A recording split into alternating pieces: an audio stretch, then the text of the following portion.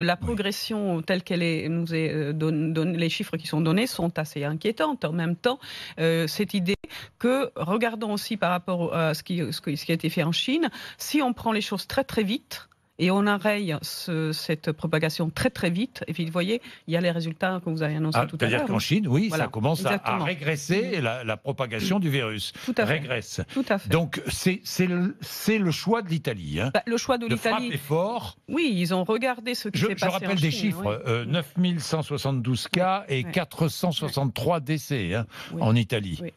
Et en même temps, vous savez, les pouvoirs publics ont pris à bras-le-corps la question très très vite, mais vous voyez, c'est un pays qui est régionalisé aussi, qui est divers, et donc c'est pas facile. Je rappelle quand même que hier, Giuseppe Conte, le président du Conseil, a dit quelque chose de très important, qui va un peu à contre-tendance dans ce qu'on a entendu ces dernières heures.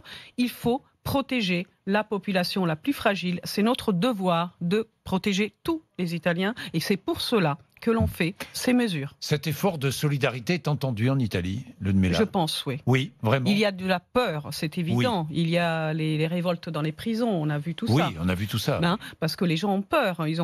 Ils pensent qu'ils ne vont pas être soignés. En fait, il y a eu des détenus qui ont été contaminés. Ça a mis les gens en panique. Effectivement, dans un huis clos, hein, c'est séparé des familles, sans pouvoir voir des familles. C'est une situation anxiogène, évidemment.